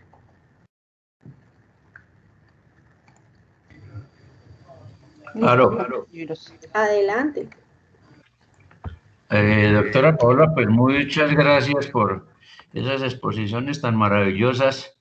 Realmente es una problemática que nos afecta a todo el mundo. Realmente efectuar cambios pues es un poco lento porque hasta que no tomemos conciencia y hagamos nosotros tomar conciencia a nuestros queridos productores de la situación y de los inconvenientes y todo lo que está sucediendo en el mundo, entonces no vamos a cambiar un poquito, pues todos sabemos que somos muy resistentes al cambio, pero en la Asoflucor pues hemos dado unos pasos pues no tan agigantados como deberían ser, pero sí ya iniciamos ese proceso, ¿sí? De pronto unos casos puntuales o con el tema de la agricultura tropical, el está reducir ya el uso de agroquímicos, tenemos caso un productor en Sobatá, pues es un proceso que nos llevó casi 2 años, pero para satisfacción nuestra, hace un... Ay, Jorge Ramiro, ¿se fue? Se nos fue la voz. Pero se le apagó el micrófono o algo porque ahí lo veo conectado. Está Luis mientras se conecta otra vez. Luis, adelante. Bueno, doctora, muchas gracias por las exposiciones, pero yo creo que así como en las exposiciones se habla de un cambio personal desde el punto de vista también laboral, y como decía mi compañero Ramiro, en Asoflucor se ha iniciado pues con la parte en la parte de la agricultura tropical, que entiende disminuir la aplicación de agroquímicos, ¿sí?, sin disminuir la producción y la calidad de la misma producción de los cultivos de los productores, más bien aprovechando los insumos que nos ofrece el campo y también la misma finca, ¿sí? También lo hacemos a nosotros a modo personal, por decir, yo en mi casa tengo unos tarros y en los tarros los lleno de bolsas de basura y eso se lo paso al reciclador y le facilita el trabajo al reciclador y él se da contento con un tarro lleno de basura y yo ahorro espacio en mi casa, y también eso de manera personal. Pero también hay veces nos vamos a políticas gubernamentales y en el principio de su exposición, la primera, decía que Colombia caracteriza así por tener una regla muy bonita y todo, y lo estamos viendo en estos momentos. No estamos hablando de la realidad. Qué pena hacer un puente con lo que está pasando en el país, pero mire, ¿qué dice en el país? La constitución más política, más bonita del mundo. Aquí se habla bien de los derechos humanos, de todo, y qué es lo que está pasando donde yo vivo en mi departamento en Cali. Está volando a todo el mundo, plomo para todo el mundo. Igualito. Entonces es como un discurso, es un discurso no solo en la parte política, sino en la parte de la agricultura, como un discurso nacional, desconocer a veces estas iniciativas, ¿sí? Y que digamos, el cambio no solo lo hemos ejecutado nosotros, porque lo estamos haciendo. No solo nosotros, las empresas también lo están haciendo, ¿sí? De hecho, hay una normatividad que es la parte ambiental, que es donde las empresas tienen que dar razón de cuál es el manejo de los residuos sólidos, qué hacen con ellos, por dónde van, ¿sí? Entonces, de la parte empresarial se está cumpliendo, la parte personal, profesional, creo que mis colegas y mi persona estamos haciendo. pero la pregunta es, ¿qué hacemos pues con esas políticas así? Si usted habla de proteger el Cerrejón, de proteger los recursos ambientales y matan a los ambientalistas, matan al que está diciendo, es que hay que tener un espacio aquí en esta cuenca del río, porque si construimos al lado del río se nos seca el río, y si lo matan. Entonces ahí también lo va el cuestionamiento de usted, doctora. Luis, eso todo es cierto y tristemente, como yo digo, y como ha dicho la doctora Leonor, esto es muy bonito en el papel, pero infortunadamente la situación no es tan fácil, por eso nosotros debemos ser un poquito más exigentes con nuestros gobernantes, por eso ya les hablaba de saber a quién elegimos y por qué lo elegimos. Cuando hablamos de eso no lo estamos pensando a nivel de, ay, qué tan bonito, o porque es este, o porque es el otro, o porque es amigo mío, o porque es esto, no. Y cuando sí es el amigo de uno, es al que más le exige a uno la familia es al que más le exige, al que uno conoce. Entonces, saber a quién estamos eligiendo. Infortunadamente, eso que usted dice es muy cierto. Las políticas las estamos adoptando los ciudadanos y los empresarios. Todas esas políticas ambiental, además, porque si no lo hacemos, nos multan. Entonces, todas esas políticas realmente se están haciendo, se están adoptando. Nos falta y mucho. Nosotros tenemos un país con unas características tan variadas que nos damos cuenta, oiga, sí, nosotros estamos generando esto, estamos haciendo esto, pero ¿dónde está la plática de la alimentación de los niños de los colegios? Se echó a perder, como dicen por acá. Entonces tenemos que pensar es cómo vamos a reclamar de una manera efectiva y una manera no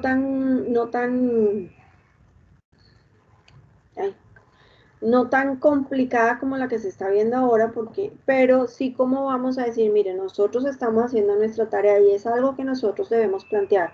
¿Cómo estoy haciendo yo mi tarea? Yo reciclo, yo cuido el agua, yo no consumo tanta energía, yo hago esto. Bueno, ¿y el gobierno qué está haciendo? Porque yo cuido mi entorno, cuido mi comunidad, cuido de las personas con las que trabajo, la empresa está haciendo lo mismo, las empresas están siendo muy cuidadosas en muchos aspectos. Entonces, las empresas también, entonces, bueno, ahora sí, el gobierno ¿qué está haciendo? ¿Dónde está la plata que yo estoy pagando por una multa o la plata que yo estoy pagando por mis impuestos al medio ambiente? Entonces tenemos que ver cómo vamos a pedirle eso al gobierno, y el gobierno no es el gobierno central allá en Bogotá, el gobierno es la alcaldía que está en mi ciudad. ¿Qué estoy haciendo? Medellín es un ejemplo de unas administraciones que con todos los problemas que quieran tener, pero ha sido muy cuidadosa con ese aspecto.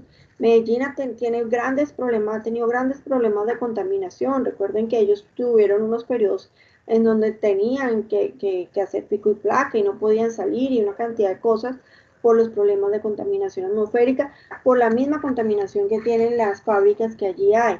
Entonces, pero han sido muy cuidadosos con esa parte y son muy respetuosos de eso. Pero las demás ciudades, las poblaciones pequeñas, ¿qué está pasando? ¿Dónde está la platica? ¿Dónde están los árboles? ¿Dónde está ese espacio que vamos a tener todos para que se pueda hacer la recolección de basuras? ¿Dónde están las vías que van a permitir que lleguen los camiones de recolección de basura? ¿Dónde están las vías que van a permitir que yo saque mi producción de cultivos? Entonces tenemos que ver y plantear qué es lo que se está haciendo y cómo se está haciendo, pero a nivel gubernamental, sí. No más la política de cobrar, sí, eso de cobrar la bolsa de mercado, además, porque si la bolsa fuera transparente, tiene toda la razón. Listo, uno dice, bueno, yo le pago la bolsa, pero resulta que yo pago una bolsa de publicidad, yo le estoy pagando a la Olímpica, al Éxito, a Justo y Bueno, a De1, a Ara, yo le pago una bolsa de publicidad, entonces no sirve de nada, es decir, la bolsa contamina menos porque yo la pague. Lleven su bolsa, yo tengo mi bolsita de mercado, por ahí anda, yo ando con mi bolsa de mercado y me la llevo para todo lado, porque uno no sabe, ay, que la fruta, es más, comprarle a los productores directamente sería buenísimo. Infortunadamente, pues donde yo vivo no hay mucha producción, la producción es de patilla, papaya, coco, no hay mucha producción, plátano sale muy bueno y uno lo consigue, pero digamos, en el interior, yo siempre he dicho, para mí es un placer llegar a Bogotá, ir a la Plaza de Palo Quemado y ver esos colores, esos olores, esas frutas, uno dice, o ir a un pueblo, Nuevo Colón, en Boyacá, ir a las plazas y ver esos colores, esas frutas frescas, aprovechar y poder hacer eso. Eso también nos permite, digamos, atender las necesidades de los productores porque estamos comprándoles directamente y nos va a permitir adquirir unos productos más frescos y sin tanto intermediario y sin tanta cosa de vuelta. ¿Alguien más quiere participar? Yo no sé si Jorge volvió. Bueno, ahí está Gabino. Gabino. Doctora, pues cuando venga a Cundinamarca la esperamos en Choachí para que también mire los colores. Ay, no, eso sí, no, usted dígame nomás y me manda, yo me voy para allá. Sí, Cundinamarca tiene una serie de, pues yo soy santanderiano, pero Cundinamarca tiene una serie de municipios con la producción hortícola y frutícola del país, pues como usted misma dice, y además le llega de todas partes, entonces eso tiene una gran ventaja. Nosotros en el 2022, se trazó el plan hortifrutícola, nacional hortifrutícola. Ahí se comenzó y se escribió en cada departamento algunos lineamientos que básicamente conllevaron a que en el 2019, 2020, el señor gerente lo pensara y definitivamente se optara por que había que bajar la cantidad de insumos químicos a consumir en la línea de frutas y hortalizas. Pero además, para producir necesitamos agua. Sitio donde no hay agua, pues con toda la voluntad que hay ya no hay. Entonces, por ejemplo, nosotros trazamos un plan de 1.000 reservorios de mínimo 50.000 litros o 50 metros cúbicos. La verdad, estamos en el 2020, ya llevamos 1.600 gestionados y hechos con la CAR, con la Secretaría y con lo demás. Fuera de los pequeños, hay unos de 10.000 que esos pues son ya muy particulares, pero la idea es invitar a todos a que acumulemos el agua lluvia. La única forma de acumular agua lluvia es hacer el hueco y forrarlo en el caso arenoso o por lo menos pisarlo y hacerlo. Que aprovechando esa agua lluvia, esa parte nos ayuda a regar, aun cuando sean 90 días, los 100 árboles que normalmente tiene el usuario o los 1.000 metros de hortalizas. Eso hace que tengamos comida al menos casi segura saliendo del verano, porque es que saliendo de los veranos es que no tenemos comida. Esa política de conservación de aguas, inclusive tenemos una ley de manejo de aguas, que vale la pena que lo miremos y lo practiquemos, porque pienso que teniendo agua y suelo, pues, y al menos, bueno, libertad de semillas no podemos hablar, pero al menos hay la posibilidad de tener productos que nos ayuden a solucionar parte de esa emergencia alimenticia. Así es, sí, señor. Muchísimas gracias por la invitación. y sí, es muy buena iniciativa esa, la del agua. Y sí, recoger el agua lluvia es fundamental. Aprovechar estos periodos de medio invierno que tenemos y tomar esa agua y en el momento en que lo necesitemos podamos regar las plantas. Eso es importante, eso es muy importante. Cuidar esas fuentes hídricas también, que se mantengan, preservarlas. Yo les hablo mucho de lo de las empresas, ya las empresas están siendo muy cuidadosas, sin embargo, debemos plantear y revisar qué es lo que está pasando. Por ejemplo, si en el sector donde yo estoy, donde mis productores están ubicados, hay cerca una empresa, ¿por qué no echarse una pasadita y mirar qué está pasando con los residuos si están saliendo directamente para el agua? porque uno puede, miren, a uno le pueden echar, como les digo yo, a uno le echan todos los carretazos del mundo, pero no hay nada mejor que ir y cerciorarse. Y esa agua que está ahí en una fuente hídrica es el agua del pueblo, es el agua de la comunidad, es el agua de los cultivos. Entonces es mejor ir a mirar qué es lo que están haciendo, cómo están haciendo lo de los residuos. Ya las empresas son muy receptivas, primero porque se cuidan mucho en la parte de, eso tiene un nombre, de los stakeholders, es decir, los grupos de interés. Los grupos de interés básicamente son todas las personas que tienen vinculación de una u otra forma con la empresa, las comunidades, los clientes, los mismos empresarios, los empleados, todos hacemos parte de los grupos de interés. Entonces, si una empresa, X empresa, que esté ubicada en una comunidad cerca a campos o cerca de esto, se cuidan mucho porque ya debido a que digan es que la empresa de la doctora Leonor está botando la basura 3 kilómetros más lejos de donde deberían hacer eso, se ven perjudicadas, porque en este momento ya estamos siendo muy críticos ante eso. Antes no nos importaba y decían, ay, pues que bote la basura donde sea, ay, que bote que riegue todo lo que quiera botar al río, ese río no sirve para nada. Ahora son muy cuidadosos porque saben todo lo que puede producir a nivel de salud. Entonces, y las demandas que se pueden venir encima. Nosotros no conocemos, digamos, a nivel público no se conocen muchas demandas, pero muchas empresas multinacionales han tenido que salir del país debido a estas demandas, porque las pierden y pierden muchísimos millones. Entonces, realmente son muy cuidadosos. Y seguimos hablando de nosotros y de cómo vamos a seguir haciendo esto y cómo va a ser mi trabajo y cómo ese trabajo me va a ayudar a mí y a mi labor diaria. ¿Listo? Muchísimas gracias, Gabino. ¿Quién más?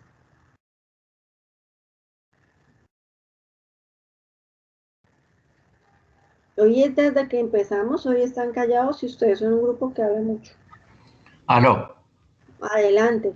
Sí, sí, para terminar, porque Ay, me quedé sí, sin señor internet. Jorge, adelante. Entonces, ante la pregunta de cuál es el compromiso con el planeta, pues yo me comprometo en 3.1, en la reducción de agroquímicos, que realmente pues sí lo estamos implementando y los productores se han dado cuenta que mejora la calidad del producto, mejora la post cosecha, pero lo más importante es que también mejora su rentabilidad, porque últimamente los químicos han subido precio bastante. Entonces, sí, ya tenemos algunos casos exitosos donde los productores se han dado cuenta de que el reducir los agroquímicos y utilizar muchos abonos orgánicos, insecticidas orgánicos, mejora sus cosechas y mejora su rentabilidad.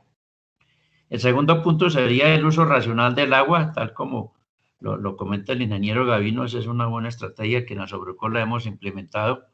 Y tercero sería la implementación de las buenas prácticas agrícolas, que es donde realmente se conjuga todo, donde se aglutina todo lo que tiene que ver con la producción de alimentos inocuos, con el cuidado del medio ambiente y también con el cuidado de la persona, de nuestros productores. Sería ese mi compromiso. Muchas gracias. Muchísimas gracias, señor Jorge. Muy claro y realmente es eso. ¿Qué es lo que podemos hacer nosotros? Y todo eso, y créanme que con el ejemplo vamos a lograr que más personas vayan haciéndolo. Y ustedes, yo creo que ustedes están en uno de los sectores más bonitos para trabajar, que es el campo, y que ahí es también, yo escucho y voy replicando lo que escucho, que es la despensa de nuestro país, y que debemos cuidar y que debemos buscar las mejores alternativas para seguir siendo los número uno, como les mencioné, en la fauna, la flora, estar siempre ahí y seguir protegiendo toda esa biodiversidad que tenemos en nuestro país. Doctora Leonor, y también la veo muy callada. Lady, adelante. Buenas noches. Buenas noches, Lady. Doctora Paola, mira, sí, frente a este tema tengo una inquietud muy grande. Resulta de que, pues, obviamente aplicando las buenas prácticas agrícolas, hay un tema que me es como muy, pues, no es fácil de entender o de aplicar, y es justamente la disposición final de los residuos sólidos en campo, ¿no? ¿Qué optamos por decirle al agricultor? Sí, seleccione, separe, y pues lo que no se pueda reciclar, entonces llévelo al pueblo, por decirlo así. ¿Cierto? Eso de esa manera es pero realmente en esencia es muy poco lo que eso se aplica, y sería muy bueno trabajarle un poco más a este tema. No sé qué tipsitos o qué algo como más aplicabilidad en este tema pudiera, pues, como socializar o aportar por parte también de los compañeros. Muchas gracias. Claro que sí, Lady. Bueno, sí, la disposición de los residuos no solo en el campo, sino a nivel general es muy incierto. Yo les comentaba que ya digamos, los famosos o reconocidos botaderos ya están a su nivel máximo. Entonces, ¿qué se está buscando? Por eso se habla mucho de reducir al máximo ese desperdicio que sale. Infortunadamente en campo es muy complicado, y además porque como tienen unas prácticas que han venido haciendo, sobre todo las quemas de las basuras, y ellos pues dicen, pues es más fácil eso que, digamos, trasladar la basura hacia el pueblo, y que en el pueblo no sabemos si van a recoger o o qué va a pasar allí. Entonces realmente es un tema muy complejo. Yo me voy a poner, y créame, yo le mando con la doctora Leonor, yo sé que ustedes se ven todos los días con la doctora Leonor, o casi todos los días, yo le mando, le voy a mandar unos tips, ya digamos, voy a investigar un poquito más, porque sí es muy complejo. Por eso se pide mucho reducir, que sea lo mínimo lo que ya tenga que salir ya de disposición final. Por eso nos pedimos no usar plásticos de un solo uso, todo eso, porque es muy difícil el reciclado. Pero, digamos, lo que se pueda sacar al pueblo o generar dentro de las mismas, digamos, donde están los vecinos o algo, una asociación. Generalmente hay unos líderes que puedan generar un espacio donde puedan llevar, digamos, ese material de reciclaje y contactar. En este momento hay muchas empresas recicladoras a nivel nacional que pueden hacer la disposición de este tipo de material. Pero ya esos residuos que no son aprovechables, que ya no tienen ninguno, o sea, ya nada de nada, pues sí voy a investigar qué posibilidades hay, sobre todo en campo, porque sí me parece interesante esa postura. Voy a anotarla aquí para enviarles la información. Yo se las envío y la doctora Leonor, ella se las sube a su plataforma y les dirá, miren, revisen que la doctora Paola les mandó esto, para que lo tengan en cuenta, porque sí es importante saberlo, Lady. Qué pena por no tener la respuesta ahorita, pero yo investigo, yo me pongo en la tarea. Jesús. Sí, pues comentarles que de Azufrucol nosotros estamos certificados en la norma ISO 14001, en donde tenemos planes de manejo del agua en las oficinas, de la energía, de residuos sólidos, y una serie de programas, pues, para hacer uso eficiente de los recursos que se gestionan en la oficina, como el tema de papel. Se hacen capacitaciones a los equipos de los proyectos cuando inicia cada proyecto sobre esos diferentes programas que se deben tener en cuenta a la hora de implementar los proyectos.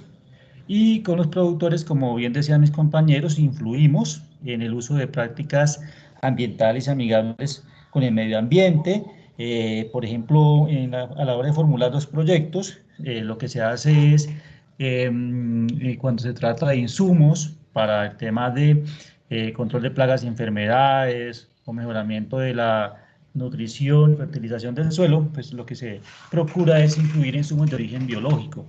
y también capacitaciones para que los productores, en el marco de modelo de agricultura tropical, pues implementen una agricultura más amigable, más ecológica con el medio ambiente. Entonces, digamos que cada vez más estamos implementando ese tipo de prácticas a nivel de tanto de las oficinas como de los productores.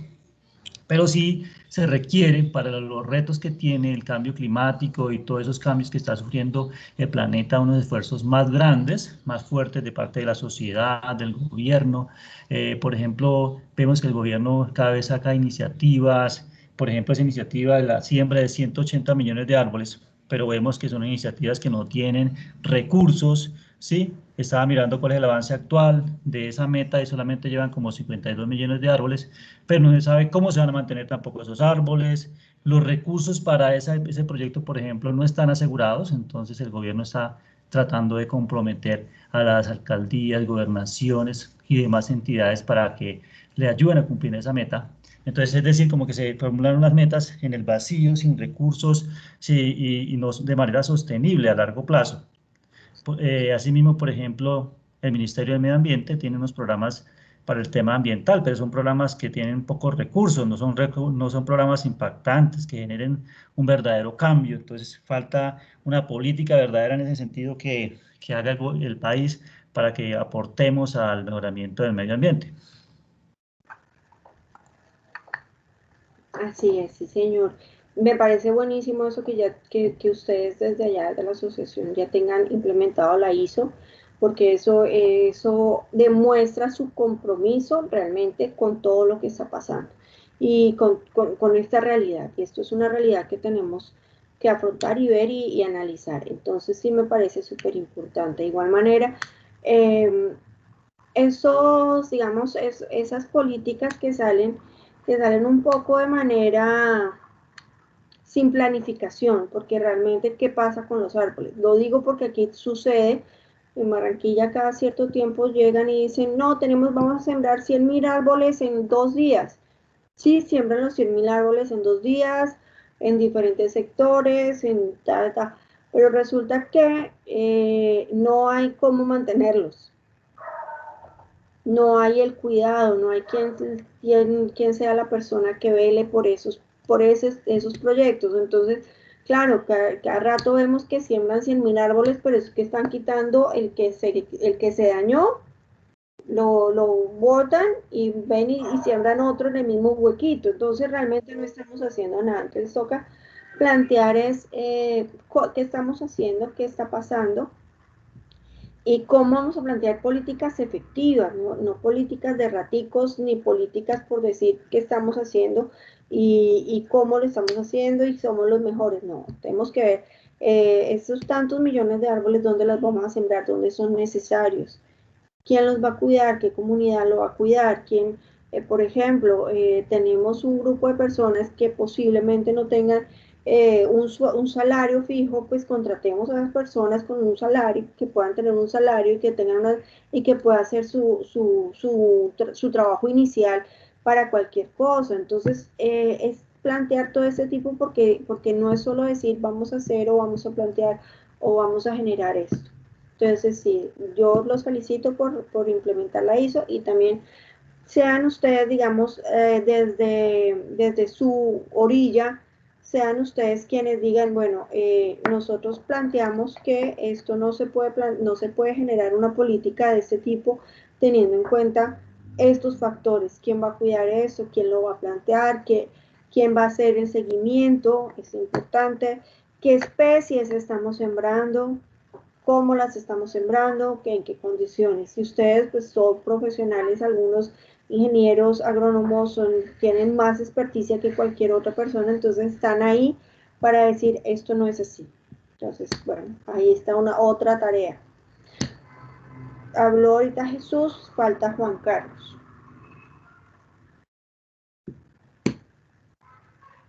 Aló, buenas noches. Adelante, Juan Carlos, buenas noches. Muchas gracias, profe. No, pues agregándole pues a lo que ya compartieron los compañeros, es un trabajo a nivel nacional que se hace en la colectividad. De pronto, ahorita la compañera Lady, creo que fue que hizo el comentario de de cómo poder, digamos, impactar en el tema de recolección de residuos sólidos en campo.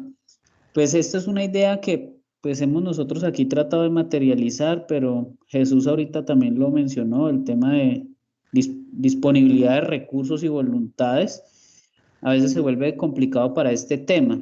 Por eso yo también hice la mención, creo que ayer fue, sobre, digamos que se quieren hacer muchas cosas, hay políticas, hay, digamos, como unos reglamentos, pero falta, digamos, como realmente los apoyos disponibles para materializar esos ejercicios. Ese trabajo, digamos, conjunto con estas empresas que ofrecen el servicio de recolección en campo, que al mismo tiempo ellos tienen destinados todo este material de plástico y entre otros para el uso y aprovechamiento en madera plástica y otros derivados. Pues aquí hemos querido hacer algo como un tipo, digamos, de corredores cortos, digamos, de recolección a través, digamos, de unos puntos mediante tipo container o mediante unos tipos de sitios temporales de recolección. Claro que a eso toca agregarle mucho el tema de educación, porque tiene que haber una educación permanente, eso toca hacerlo constantemente. Y serán de pronto en algunas generaciones si empezamos desde ya a hacerlo en esa educación y hablarlo y mencionarlo para que se generen los cambios.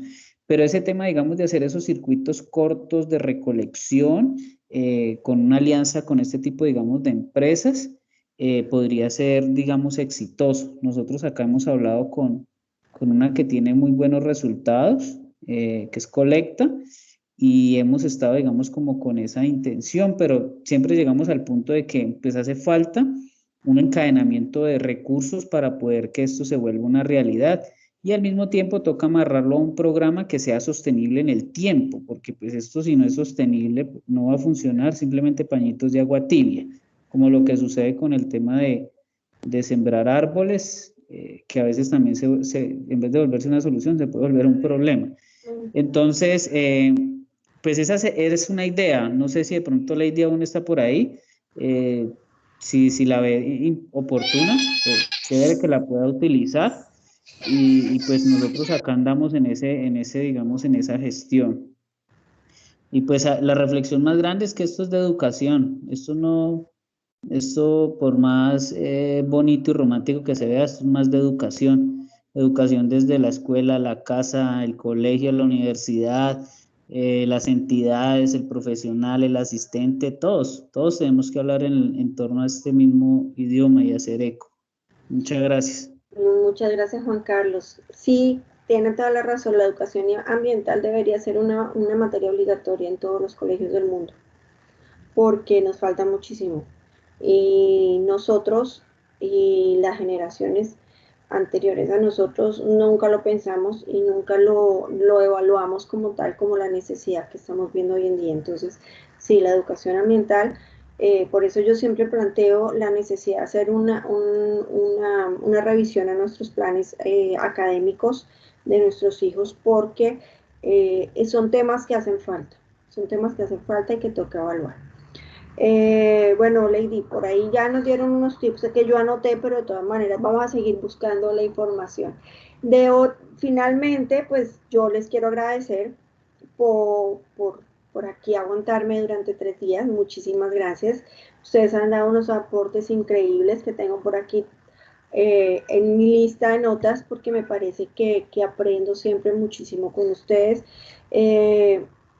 Yo pues quería comentarles, yo sé, ustedes han visto algo de Greta Thunberg, que es una activista, una joven activista, que pues ella tiene pues en su misión de vida, como algunas personas lo manifiestan, trabajar por el medio ambiente, por el cambio climático. Estuve viendo el fin de semana un documental sobre ella, en donde ella planteaba algo, decía, todo el mundo se interesa por mí, por lo que yo digo, por lo que yo hablo, pero y pues en el documental mostraban que tenía reuniones con todos los presidentes del mundo, menos con Trump, porque ella tuvo una pelea fronteras con Trump, y me hablan y me entrevistan y eso, pero están como más enfocados a lo que yo digo, que realmente a lo que tiene que hacer cada uno de ellos. Es decir, finalmente la reflexión que dejaba era esa, decía, yo no soy lo importante, yo tengo un mensaje y estoy tratando. En Suecia llevan no sé cuántos años, como 2 o 3 años, que todos los viernes se reúne un grupo de jóvenes y hacen unas marchas por el medio ambiente. Y eso es liderado por ella. Entonces ella dice, lo importante no soy yo como persona, lo importante es ese mensaje que yo estoy dando y lo importante es que lo adopten. Entonces es eso, lo importante no es todo lo que yo les pueda decir, porque todos estos son conceptos muy teóricos y en algunos casos muy dramáticos y otros muy románticos y otros muy escritos muy bonitos sobre el papel y otros, pero es finalmente analizar la realidad que estamos viviendo, cómo vamos a afrontarla, qué es lo que vamos a actuar. Miren que entre ustedes mismos se van dando tips o se van diciendo, oiga, yo practico esto, yo hago esto. Yo supongo que en las reuniones de su asociación también se reunirán y dirán, miren, a mí me es más efectivo esto que esto. Entonces pueden aportar, y todo eso que ustedes están aportando desde su quehacer, desde su misión, es lo que es importante. Ya el resto, que es que falta, que es que el gobernador no quiere hacer, que el alcalde no me permite, que esto, no, déjenlos, que esto finalmente es un trabajo de nosotros en conjunto y no tenemos que pensar en qué va a hacer el otro, sino que voy a hacer yo y cómo voy a impactar yo a mi comunidad, y que el mensaje es lo importante y no es la persona. Les agradezco que me hayan escuchado todo este cuento. Muchísimas gracias, les deseo una buena noche. Doctora Leonor. No, pues feliz, contenta, porque creo que ha quedado el mensaje muy claro. Se ha logrado la reflexión que nosotros esperábamos. Ellos nos han enseñado muchísimo, que eso es también lo que esperábamos. Igual estamos construyendo conocimiento y eso es lo que van a ustedes a replicar en territorio. Entonces, pues en manos de ustedes está a seguir trabajando de la mano con nuestros guardianes de la tierra, porque pues finalmente son nuestra salvación y sobre todo la salvación para las generaciones que vienen allí detrás nuestro. Entonces, profe Pavo, de verdad, infinitas gracias por tomarse el tiempo, por habernos acompañado. Yo sé pues que no es fácil destinar las noches para este tema, pero sé la voluntad que has tenido para estar aquí con nosotros. Entonces, muchísimas gracias, profe, muchísimas gracias, compañeros, y estaremos viéndonos la próxima semana. Muchas gracias por la invitación y les deseo una buena noche a todos y muchas gracias. Que estén muy bien. Muchas gracias. Feliz noche. Gracias, hasta luego.